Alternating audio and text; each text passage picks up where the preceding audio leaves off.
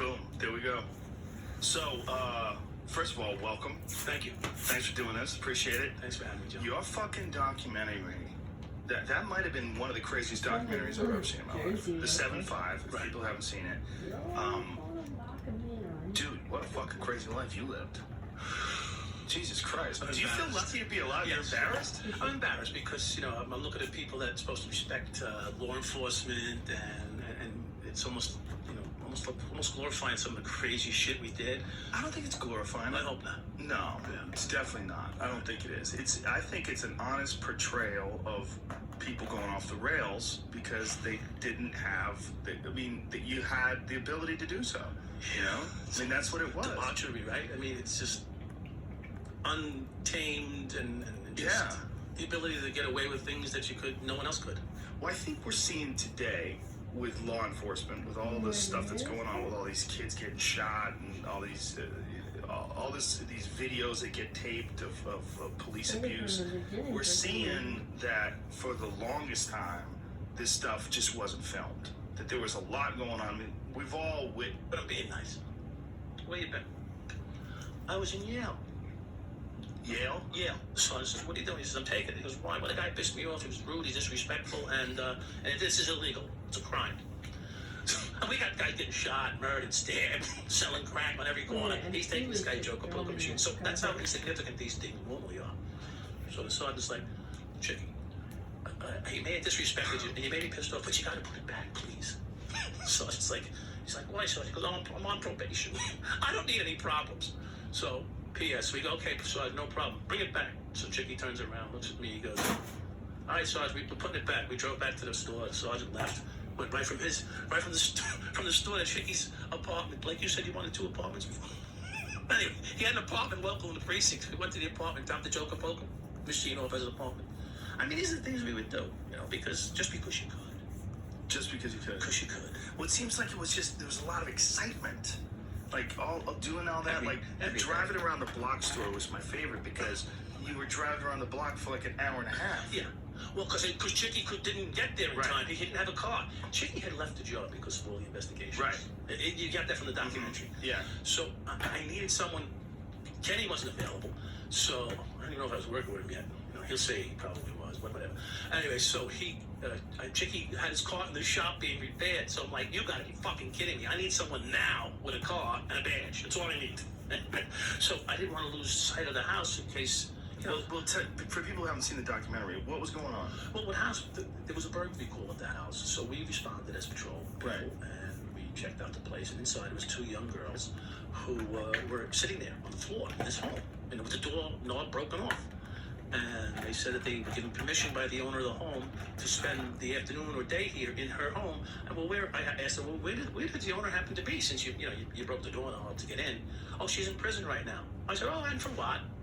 And she goes, well, I think for drugs. I said, okay, very good. Thank you. So I turned left hard, and there's a box of fucking shoes, piles of box of shoes. Mm-hmm. If anyone knows anything about the drug business, they spend a lot of money on their personal shoes because what else are you going to spend money on, Right. You can't build a new house in the ghetto, it's just wasting your money, but you can have a lot of shoes. So I saw all these boxes of shoes, nice, high heels, pumps, all this stuff. So I said, okay, there's a girl in here spending a lot of money on shoes. And the furniture looked pretty good for the location. So I open the closet and there's a fucking duffel bag filled with cash. I pick up, actually, that's really not exactly what happened.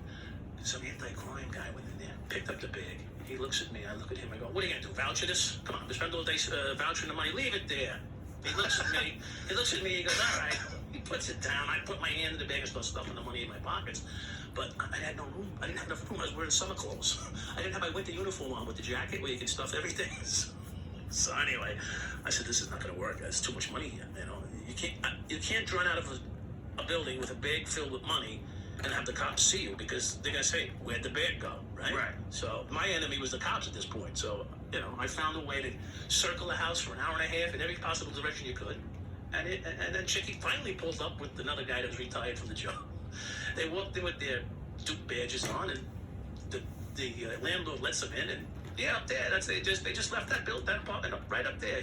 When he went in, he come out with the bag. About a minute later, I pulled him over. Pulled him over. How do I do? Real good. I go, what are you gonna do? He goes, let's go to Atlantic City. I go, go, great. I go back to the cell phone. I go back to the payphone on the corner. Back then we had the original car phone. You would drive the patrol car up on a curb and just reach out to the fucking AT&T phone booth. So you'd sit in the patrol car and dial the precinct. So I dialed the precinct. It was a free call, by the way. You did it today for it. Hey, boss, yeah, my wife needs me at home right now. You know, one of the kids broke a toe. Whatever excuse you can come up with. But, yeah. Okay, no problem. Come in. You can take lost time. It's called lost time. So I told the girl in the car I was working with, who was an IED plant, by the way. She was an internal affairs plant sitting with me the whole time. I said, okay. I said, you know, I gotta go home. My wife just paged me. We had beepers back then. My wife just paged me. The kid's sick or something. And so I went back to the precinct, signed out, went to Atlantic City in a limousine, and so cleaned the money. Did the girl who was driving around with you as you were going around for an hour and a half was a plant? Yeah, she was internal affairs cop. I don't think I've told anybody that. But yeah, she was an internal affairs cop. So did she get suspicious? Did she ask questions while you were driving around in a circle Well, for I an told hour her. and a half? I told her. I said, just in case someone comes back and breaks in, you don't want to see this people's house get ransacked, right? Right. She didn't know there was money in there. Otherwise, she would probably vouch it, you know. Right. We didn't let her know that. Right. But did you know she was the plant? Or did you have Yes. So you knew? Yes. Wow. Very good job they did of hiding the plant. In fact, I had a beer with her 2 days before. But it seemed like all this stuff that you were doing, all these criminals that you were dealing with, like the heightened sort of environment that you were in must have been very addictive because there was just so much going on. There was so much action. It was, listen, when you're 28 years old and you're driving to work and you got the nerves on one side of your body freezing up, on the other side, from your head to your arms going numb. Yeah, there was a lot of shit going on. Why was it going I don't know numb? if it was from the coke or from the nerves. Just because you didn't know what was going to happen from one day to the next, but you just couldn't get out of it. The stress must have been insane. Yeah, it was insane. I'd pull over to the side of the road and say, okay, if I die over here, it's okay. They'll find me. Like, that's how crazy. So if you die from a heart attack, Whatever. you die I didn't from know. coke. I didn't know what it was going to be. Wow. Driving to work, I'm not sure, so I just feel my body starting to go out. So I pull over to the right, so I didn't hurt anybody. You know, I'm being very conscientious here, right? You know, that's weird. Wow. So there was so much going on. I mean, how much coke were you doing? Not that much, you know. I was a steady bumper. I wouldn't do a lot, you know. Just doing it all the time. Yeah. So it wasn't like giant No, I wouldn't. Scarface like If I did lines quantities. like that, I'd be dead. Yeah. I don't know how they did it. I tried that once, and nobody told me. When you were testifying in that film, that was one of the more intense parts of that movie because you were just 100% open, 100% honest about it. Yeah. To your own fault? Do you Yeah. think you Yeah. shouldn't have? Some things I just should never fucking mention. Like what? Like with the girl with the money under the fucking Bible. Excuse me, going, you know, I'm still scared of God. He come and get me. I ask God forgiveness every day, you know. But you know, that was the most horrific thing I ever did. I think, you know, over the thousands of things I did, I took someone's $300, $400, whatever it was. I don't know. I don't know. Guess Kenny, he counted better than me. But was it? It just seemed like it seemed almost for you at the time, like when I was watching it, like you were just so overwhelmed with the pressure of everything. There was almost a relief to get everything off your back. When they locked me up, if I tell you how the arrest went down, it's insane. But anyway, when they finally put me in the car and tell me I'm under arrest, it was like I can go to sleep. Really? I can actually sleep. And the funny thing of it all was, you know, this is a little touching maybe, but we're not. But I'll try to be light-hearted here. I call my wife from the county jail, and she goes to me, like, please don't take this the wrong way. She says, but I had the best night's sleep of my life last night because I knew where you were. I said, you gotta be fucking kidding me. That's hilarious. I don't know. Because I knew where you were. I knew where you were. I knew. Yeah. She slept like a baby. I had roaches crawling in my ears. But yeah, that's okay. How much of what was going on did she know about? She only knew that I was doing wrong for the most part, and she knew there were drugs involved. But she never, you know, touched it, got involved in it. You know, she just begged me every day, stop.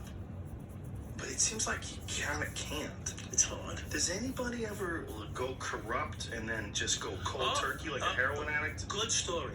Yeah? I tried. Did you? I called internal affairs. Really? Yeah. I was When? a cop. How old were you? I was a cop.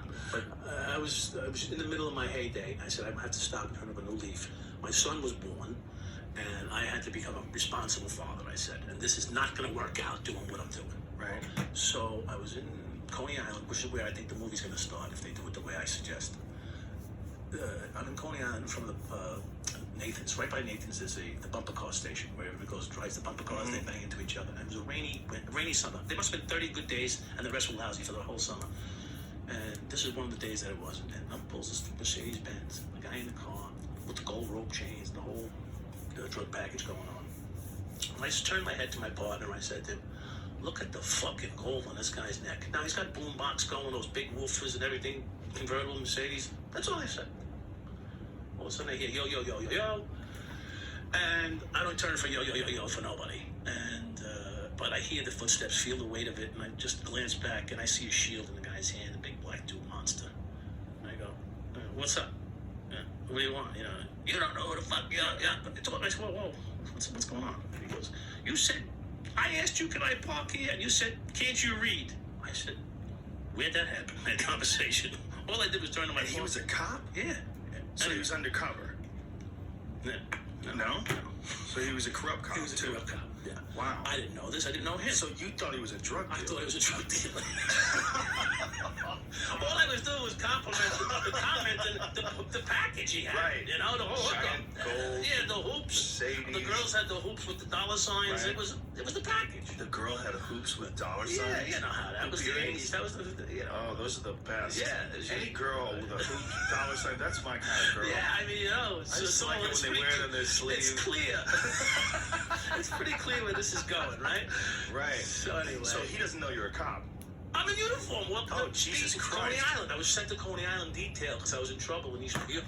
So he's giving you a hard time, and he knows you're a cop. Yeah, I'm in uniform, and he's giving me a hard time. Very embarrassing moment because you don't do that. You don't punk each other out like that. Right. Because now you create a scene where something has to be, mediated. Right? So he's probably coked up.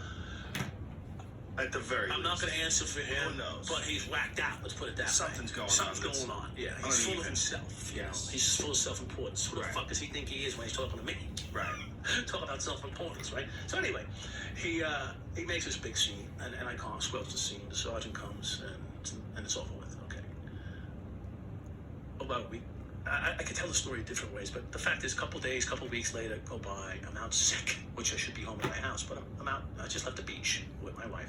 I'm driving home from the beach, and I see this car parked on 111 right across from the Clears, which is known for having a crack spot above it.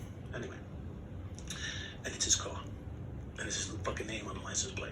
That's how I know it. Well, the car stands out, but it has his name on the license plate. You can't miss that. Right. And I asked my wife, I said, "What does he look like? Get a good look at him." Because I don't want to stop, turn around, make it obvious, but I could see him, I've seen him a few times. I hadn't argued with him for 20 minutes. Anyway, long story short, I go home, I call Internal Affairs. They rush to my house. Joe Triboli, the guy in the movie that says he get the hair on the back of his neck stood up, he comes in my house with Lieutenant Ma. They start grilling me about my fucking life. Like, I called up on a guy selling drugs. No wonder why no one talks to you people. Anyway, Lieutenant Ma sends Joe Triboli out of the house, and I go, "Lieutenant, is this about me here? Because I'll just get a fucking lawyer. I don't know what's going on. I called you because some guy was selling crack around the neighborhood." He goes, "Well, how do you know he's selling crack?" I said, "Look, I don't know, but he's in a crack spot, and he's a cop. So I'm telling you, all right? So I want to turn over a new leaf, start my new life. I got a new baby. Everything's going to be good now. I'm going to be a good cop." 3 weeks later, I'm getting calls at midnight. Not midnight, it's 2 in the morning. I'm getting calls at 3. I work 6 to 2 shift at Coney Island. 3 o'clock in the morning, my phone rings. Nothing. This went on for about, if I say 3 weeks, it could have been 2, whatever. It went on for an extended period of time. Finally, I get the guy to talk one day. I go, "Bro, what the fuck, man? Why don't you just come out with it?" He goes, "I'm banging your wife every day when she gets off the train in Brentwood." I said, "Really? That's nice." "Yeah, when she comes home from work, she don't work, right?" "Yeah, okay, so he goes to train from work, you're picking her up in Brentwood and you're banging her." He goes, "Yeah." I said, "Okay. So what else can you tell me?" I said, "Well, why don't you come to my house?" I tell him, "and we just do this since you seem to know where I am." He goes, "Why don't I put a bullet in your fucking head right now?" He tells me. I'm standing in front of a plate glass window. So I'm like, "Ah!" Meanwhile, my wife's screaming and they're like, "Who the fuck is this?" I'm like, "Shut the fuck up. I'm trying to think the guy's finally talking. You're fucking this whole thing up." So now I'm sucking sand out of the bottom of my rug and trying to stay alive and crawling into the back room where my son and my wife sleep, not anymore. And I'm like, I can't believe this. This guy's fucking, he knows where I live, and he's got to be a cop. I don't know that until that moment I realized, because no one has my number, and cops can get each other's number by calling the precinct. I want to get in touch with so and so. I want to get in touch with so and so. And we have private numbers in our log at the precinct that you can get my number at if you need to speak to me. Turns out that he was already arrested, and he was out on bail when he's doing this to me. So it was the same guy, the gold chain guy. Yeah, same guy. So here I am trying to turn over a new leaf. You asked the question. I didn't pose this. You said, so what if I went cold turkey like a heroin junkie and tried to start from there? Well, I did. And look what happened to me. They threatened to kill me. They threatened to kill me. That's the beginning of it. Then I leave the Coney Island detail. I go back to the 7-5, and no one wants to work with me. So if you go to the documentary, you hear, Mike's no good, stay away from him, Mike's no good, he's this. They didn't want to work with me because they heard I was a rat. Because I gave up a cop for corruption. Right? He wears a wire. I never did, by the way. Kenny's good with them. I never wore a wire. I never really gave up a good cop or a cop that did. The guy was selling drugs on fucking Long Island, trying to do the right thing, turn him in. I know they're looking at me for drugs. We're not no more. I'm no more involved with drugs. And I gave up the game. I wanted to be straight, so you can't go straight is what I'm trying to tell you. Once you get labeled in the police department, you're done. Because no one would work with me because I was straight. Well, no one wanted to work with you because they thought that you were untrustworthy because you were turning this cop in. Well, that's what I'm telling you. Right. But they would never admit to that. They go, everybody you talk to now says, no, he was rogue, he was corrupt. Right. But the fact is, they wouldn't work for me because they were afraid I was going to turn them in.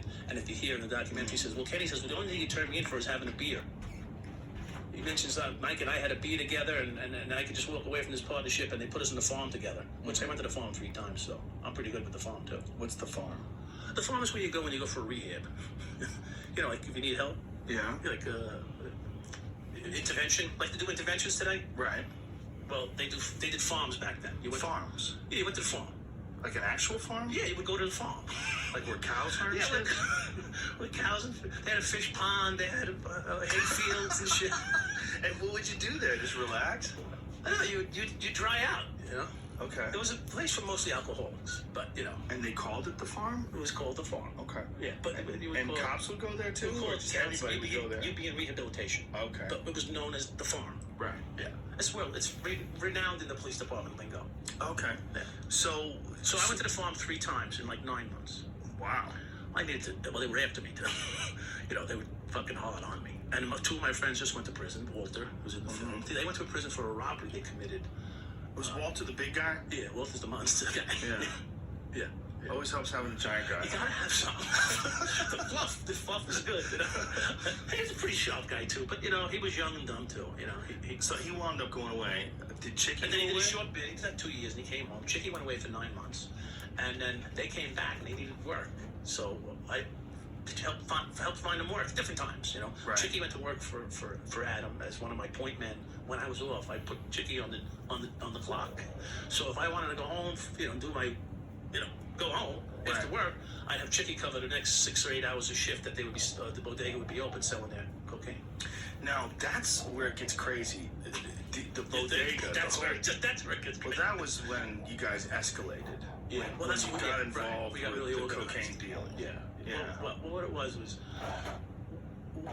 the handwriting was on the wall that because the 7-7 precinct went down for shaking down local thugs and drug dealers, and the rumor was that 7-5 was going down. So we stopped doing that. I went to Coney Island. Half the guys left the precinct, just quit the police department, and Chicky one of them. And when I came back to the 7-5, no one wanted to work with me. And in fact, one of my first days back, I hooked up with Walter, who's a rookie kid, didn't know anything except that, you know, he liked to make arrests and get involved in shit. And I'm like, dude, you don't know who I am. I just want nothing to do with this stuff. And he's like, yeah, I'll make the arrest. I look at him, okay, you're gonna really stop crime in here. You're making an arrest for a drug. Okay, good. But I want nothing to do with it because I don't want the attention. Meanwhile, Joe Trimboli, the guy that's following me, is across the street watching us interact. So that's the whole story. I called for the sergeant to give us a scratch so we can be done for the day. Scratch means the sergeant goes by and gives you notification that you're on where you're supposed to be. I'm asking the sergeant to give us a scratch just by calling something over the air, not asking for the scratch because that would be, you know, inappropriate. But I'm calling a car, license plate. The sergeant shows up, gives us a scratch. We're done for the day. I get in my private car, go to the bodega, pick up 4 hamburgers and 8-pack of, you know, little nip Bud Lights. No, they weren't Bud, the regular Buds back then. And the sergeant's following us the whole time. He's watching us do all this shit. I'm over in the other end of the precinct because one of my favorite bodegas who makes a nice burger. And we came back to the spot, ate the stuff, threw the shit out the window. Because it's the ghetto, and that's what you do, like an asshole. Instead of respecting the community, you fuck the community because you're an idiot. You know, you're dumb, young and dumb. So I threw the 8-pack of beers out the window. The sergeant sees it flying out the fucking window. He goes and grabs it in cans. Now he's gonna call me in and investigate me for drinking on the job. But Walter stood up and said, "No, we didn't have nothing." He goes, "I got the fucking cans." He goes, "Oh, they weren't ours." Walter was mud early on, so I got yelled up. So he could have lost his job because he was on probation. When you guys started dealing with the guys who owned the bodega, that's when the documentary gets most crazy. Right. And that's when it seems like you guys had escalated. You'd gone from just taking a little money here and there and having some fun and going to Atlantic City. Now you are deep. We're deep. Yeah. In serious drug dealing. Yeah. And that's why, when I had the meeting with Diaz, I said, "Listen, you have to, just to talk to us, you got to pay us money. Because I don't know where this is going to go, but I know it's going deep." Right. So I came and put a number, 24,000. Don't ask me why I didn't say 44,000. I have no idea. I think in my mind it broke down like this: 3 months clear pay for each of us. Right. After taxes at that time, we probably would have cleared, do the math, 3,000 a month, whatever it was at that time. I said, okay, so let's have 3 or 4 months of clear pay. So if we get jammed up, we can survive. Like that's the number I came up in correlation to something like that. So it was in case you got Jammed kicked up. off the force? Yeah, right away. Yeah. Okay. Brilliant thinking, right? Knowing that something was not going to be good. And where's that guy now? He's in like the Dominican Republic. Yeah, or I can get him something on the like phone if you want. that? Really? Oh, I get him all ready. He was fucking hilarious. He's one of the best. Oh, characters in the movie. speaking of him, he asked me to give you this. Oh, really? Yeah. Oh, beautiful. I don't know if you like cigars. I do like cigars. What kind is this? Yeah, this is the Adam Diaz King of Brooklyn cigar. Well, he's got his own cigar? Yeah. Jesus Christ. We just started. It's in the development process right now. But if you check out the label, you really can't see it well. But there's a picture of him with the unibrow. Did you see the movie with him with the unibrow? His unibrow was His tight. unibrow. Yeah. I respect the commitment to a unibrow. Yeah, he was. Yeah. I think They he's. smell good. Yeah. No. They're the Tobaccoletta in Do Dominican. you smoke these? They're delicious. You smoke? Me and Marty had one. You smoke one right Me and now Marty if had you one. want? No, I wouldn't do that, but I would. They're delicious. That's okay. We can smoke them. We got a little air If machine you wanted behind to, us. we could. All right, let's do it. If you wanted to, yeah. You got a knife, Jamie? Yeah, I don't know. Pair of scissors? These are delicious, by the way. I don't have a clipper. Yeah. But So he's a fucking character, that guy. He's a and pisser. He's a and pisser. that fucking unibrow. That's a commitment. I'll tell- all these yeah. pussies today. I'm gonna tell you a trying story. to take away a couple yeah, little wax in yeah. their I know. I eyebrows. do it too, like a bitch. But yeah. Do you? Sometimes. You pluck your No, I don't eyebrows? pluck. I shave. Do you really shave the middle? Right in the middle, otherwise I might I used to have more hair there than now. I don't know what happened. I think from doing this all the time. Yeah, from frowning. You wore it off. Yeah, Or maybe from the definitely had mat. more. When you do Maybe. it. Yeah, man. Getting choked. Yeah, right. Bad defense. So a funny story with Adam, and I think most people appreciate this. I hope they do. And Adam's paying me $8,000 a week right now, and I don't see him for 2 weeks. Now I'm getting a little fucking nervous. Right. What do we got? Oh, pair of scissors. There you go. And What the fuck happened to these scissors? so, What are you doing, Jamie? Getting crazy when I'm not here? so Adam Diaz and I haven't seen each other in 2 weeks. I'm getting a little annoyed because I want my money. I want it on time. And part of the deal was whether you're making money or not, you're paying me because Right. we've already opened the door to this. I'm going to start living the life. You know? Right. And can you open it, Mike? I was gonna start living. I got my neck is killing me. What's wrong? I got 2 vertebrae. I'm banged up there. Yeah? Yeah. Someone probably grabbed me the wrong way. I hurt myself at work. Right. Yeah, just recently. So Adam Diaz. So anyway, I haven't seen this guy, and he owes me now 2 weeks. Right. Okay. And if you learn anything about me, I don't like to be owed, and I don't like to owe. I like Right. to pay. I like to be paid on time, and I'm always early. So anyway, I finally see him. I see him. He's got the red Porsche. I mean, 911 Targa, 22 years old, right? Yeah. Go ahead. 911 Targa, blonde hair, blue-eyed Dominican, 22 years old, convertible. There he goes down New Lutz Avenue where New Lutz and Vermont meet in this little triangle. And so, and Kenny's with me in the car at the time. Probably the first time he was. But anyway, so